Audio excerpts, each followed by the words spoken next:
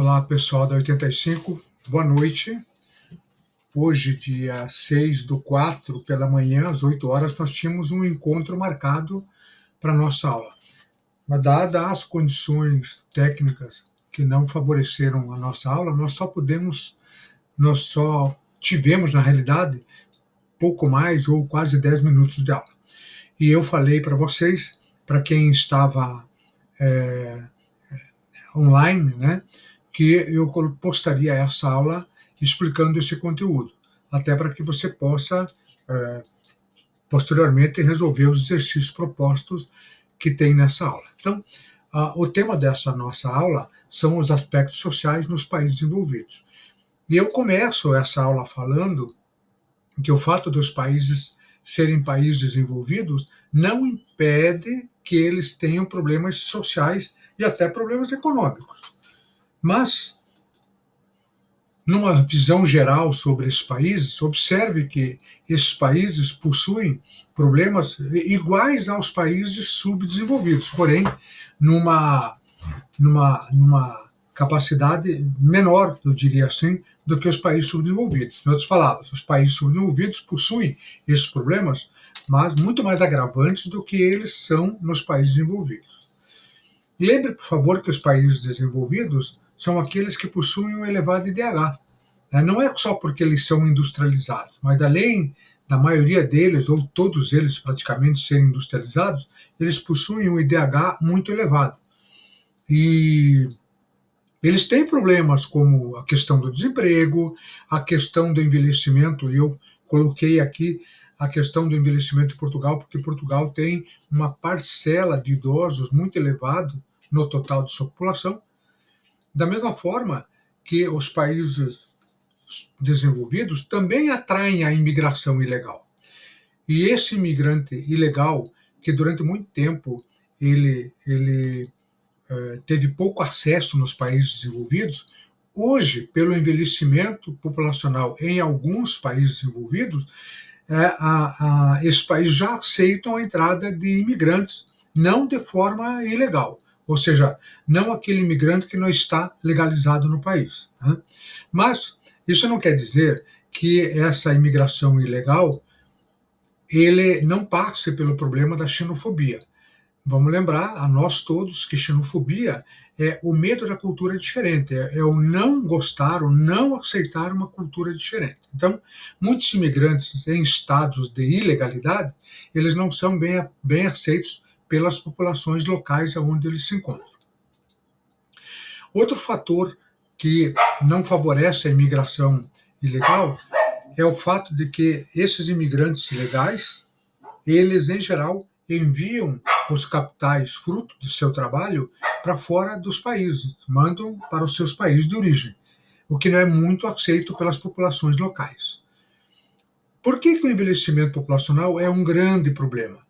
Porque, num futuro muito próximo, esse envelhecimento populacional é aquela parte da população que saiu da faixa de adulto e entrou na faixa de idoso. E este idoso, em geral, ele vai sair do mercado de trabalho, portanto, ele não vai estar mais trabalhando, produzindo, contribuindo para o crescimento do país. Então, haverá, sim, por conta disso, desse envelhecimento,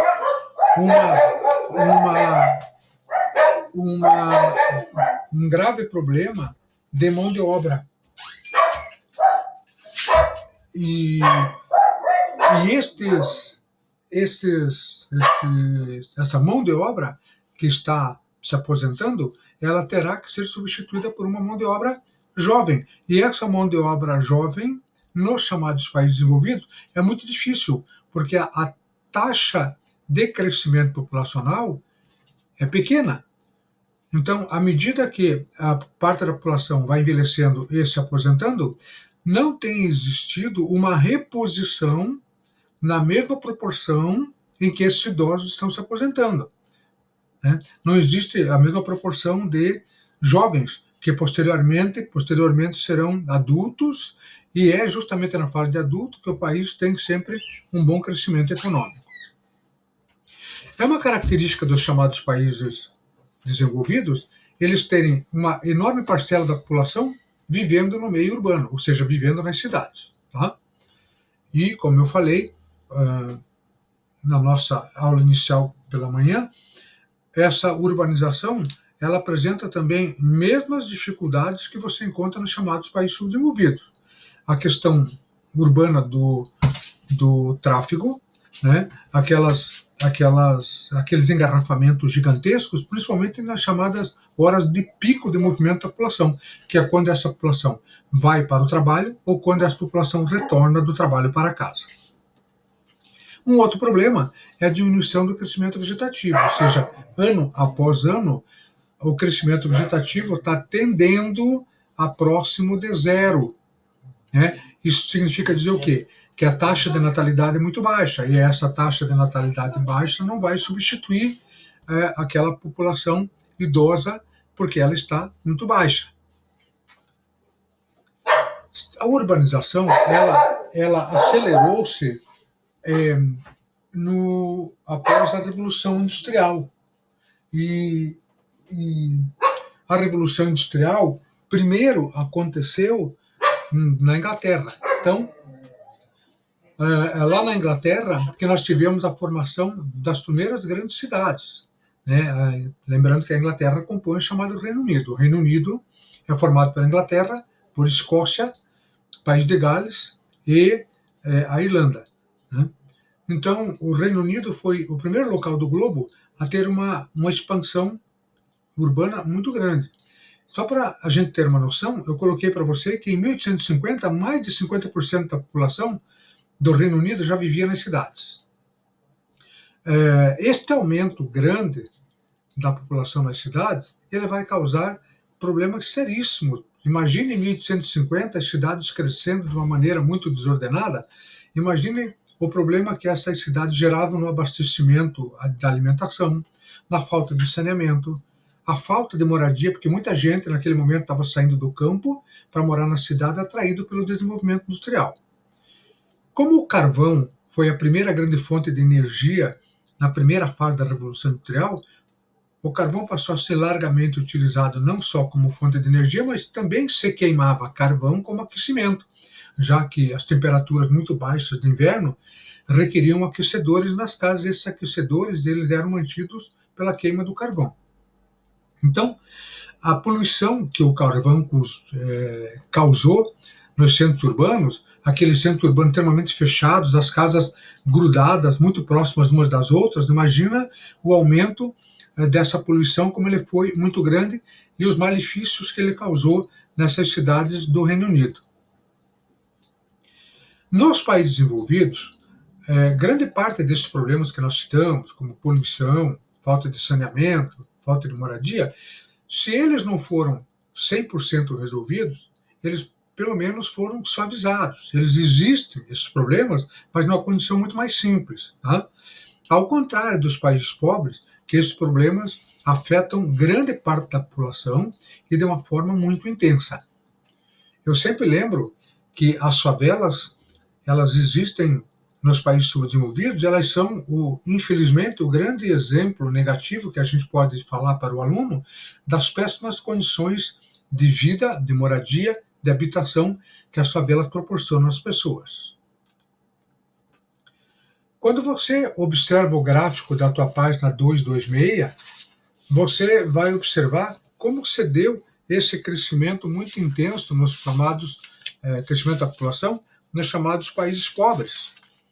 E você vai observar que a população urbana nos chamados países desenvolvidos, e no teu gráfico da tua página 226, ela é mostrado com uma cor verde, você vai observar que ele segue mais ou menos em linha reta, né?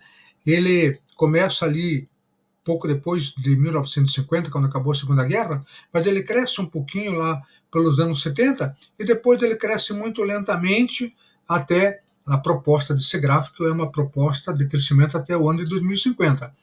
Olha como esse crescimento ele não é acelerado, não é intenso, né? Ao contrário daquela linha laranja que mostra a população urbana de países subdesenvolvidos. Veja como essa linha, a partir do ano Você pode olhar a linha ali, a partir de 1990, da década de 90, portanto, no nosso século passado, essa linha passa a ter um crescimento muito acelerado e muito intenso, né? Então, significa que para 2050, o crescimento da população urbana nos chamados países subdesenvolvidos será maior ainda do que é hoje, né? Então, grande parte da população dos países subdesenvolvidos estarão morando em cidades. Não é só o Brasil que tem uma concentração de população muito grande nas cidades. O Brasil hoje ultrapassa os 85% do total da nossa população, dos 100% do total da população brasileira, 85% moram em cidades. Então, a população brasileira ela é urbana, sim, é uma população urbanizada. Mas isso não é um fenômeno só no Brasil, é um fenômeno como no México, por exemplo. Outro país industrializado, né, que atraiu muita gente do meio rural para o meio urbano também, além do êxodo rural que aconteceu nesses dois países, tanto o Brasil como o México. Existe um conceito de que cidades que têm 10 milhões de habitantes ou mais são chamadas de megacidades. Então, 17 cidades até o ano 2000 estarão ultrapassando essa quantia de 10 milhões de habitantes. E o detalhe é que dessas 17 cidades aí, que no ano de 2000 e um pouco para frente, são chamadas de megacidades, o detalhe é que somente 4 destas megacidades estão em países desenvolvidos, certo? As outras 13 cidades já estão nos chamados países subdesenvolvidos. Lembre que São Paulo é uma megacidade, ultrapassa tranquilamente os 10 milhões de habitantes, igualmente o Rio de Janeiro, que também ultrapassa os 10 milhões de habitantes. Aí a nossa proposta é que você solucione, por favor, o exercício que você tem na tua atividade, na tua página 227. Certo? E eu gostaria muito que você, por favor, lembrasse que para resolver esse exercício, você tem que levar em consideração que a indústria desenvolveu um papel muito importante neste processo de atração das pessoas do campo para a cidade e foram muito responsáveis pelo crescimento urbano em vários lugares do mundo, principalmente nos países desenvolvidos e nos países subdesenvolvidos industrializados. Tá? Muito bem. Olhando ainda o gráfico da página 226, eu queria lembrar para você que tanto o continente asiático como o continente africano são os dois locais do mundo em que a aceleração no crescimento urbano se fez mais notória, muito mais forte. Tá? Uma coisa preocupante nos chamados países desenvolvidos é o envelhecimento populacional. E os países desenvolvidos passaram por 4 fases no seu crescimento populacional, que a gente chama de transição demográfica. Então, a passagem de um crescimento para outra etapa de crescimento, outra etapa de crescimento, outra etapa de crescimento, nós chamamos de transição demográfica. Na primeira fase, esses países, inclusive alguns países subdesenvolvidos, industrializados, como é o caso do Brasil, o México, a África do Sul, também estão passando pelas mesmas fases que esses países passaram. E começa pela letra A, o crescimento baixo ou próximo de zero. Quando que aconteceu isso? Quando a taxa de natalidade e a taxa de mortalidade, elas foram muito... A taxa de natalidade ela chegou a ser alta, a taxa de mortalidade também. Então, elas tiveram muitas proximidades desses valores. E o que aconteceu? Tanto as doenças como as guerras foram responsáveis por matar muita gente. E aí, embora nascesse muita gente, mas também morria muita gente pela elevada taxa de mortalidade, isto fez com que o crescimento fosse muito baixo, próximo de zero.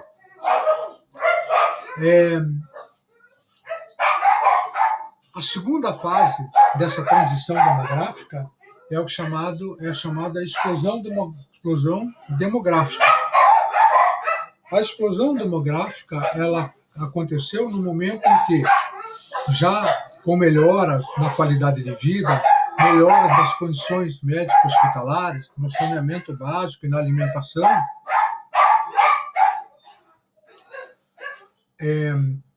as taxas de mortalidade foram diminuindo. Mas como as taxas de natalidade eram elevadas, e aí as taxas de mortalidade diminuíram, o que aconteceu? Houve uma explosão no crescimento populacional. A terceira fase é aquela que nós chamamos em que a explosão demográfica continua, mas ela é um pouco mais lenta.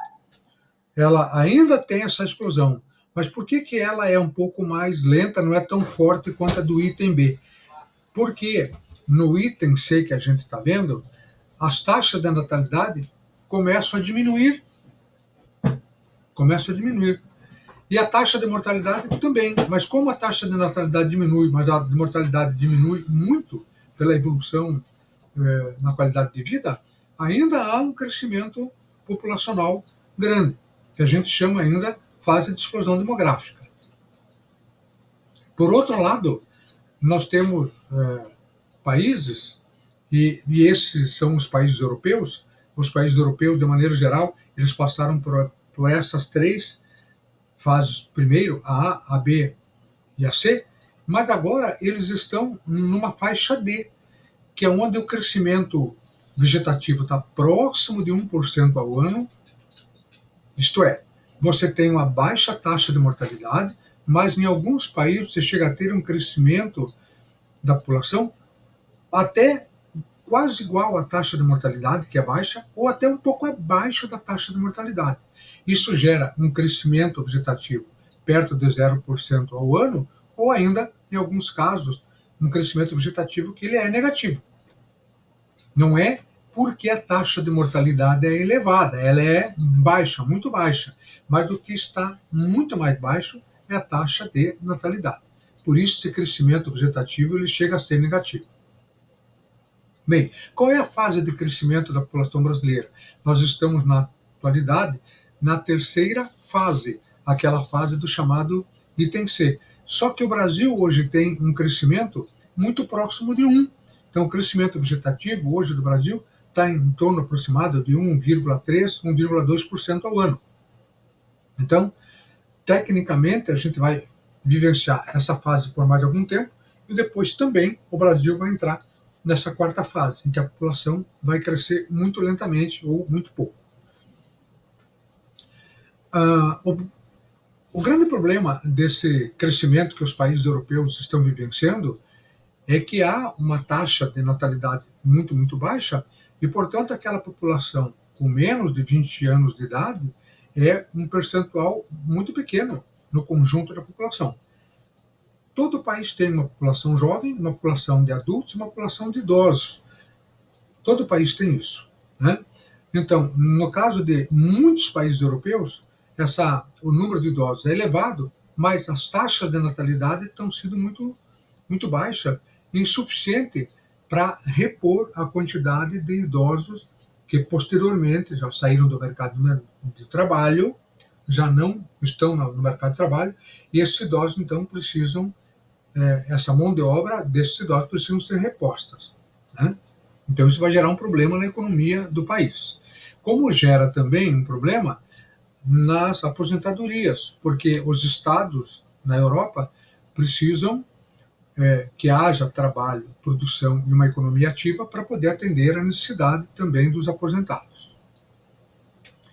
Eu gostaria que você observasse, portanto, a pirâmide etária ou pirâmide das idades, que elas se encontram na tua página 230. Então, gostaria que você abrisse seu livro na tua página 230. E na tua página 230, você vai observar 3 pirâmides etárias ou pirâmides das idades. Perceba nessas pirâmides que você tem ali a divisão da população nessa pirâmide por idade e por sexo, homens e mulheres. Observe, por exemplo, na Itália, isso vai responder para você uma questão que uma aluna nos perguntou hoje, no pouco momento disponível que tivemos pela manhã, por que a Itália apresenta um sério problema de idosos. Ela não apresenta um sério problema de idosos. Os idosos têm uma longevidade de vida muito elevada, que é o desejado por qualquer população em qualquer país. Que o indivíduo nasça, tenha uma boa condição de vida e viva muito, faz parte dessa condição de vida. Isto não é um problema, isto é uma qualidade de vida. Mas por que isto na Itália tem se apresentado como uma dificuldade para o país? Porque a Itália tem um percentual de idosos muito elevado em quantidade e a expectativa de vida do italiano também é elevada.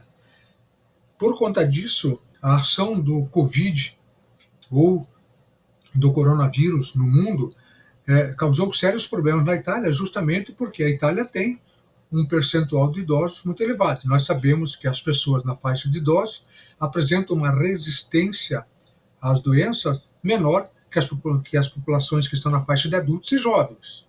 Mas é importante nós nos lembrarmos que o coronavírus é um vírus novo no mundo todo. Ele não é um problema só para o italiano, o idoso italiano, ou o adulto italiano, ou o jovem italiano. É um problema para todas essas faixas de idade, em todos os países onde esse vírus está atacando. Até porque nós estamos vivendo uma pandemia, ela é mundial. Ela não é só para um país como a Itália, ou como o Japão, ou como o Canadá, que também apresentam percentuais de idosos em grande quantidade na parcela da população.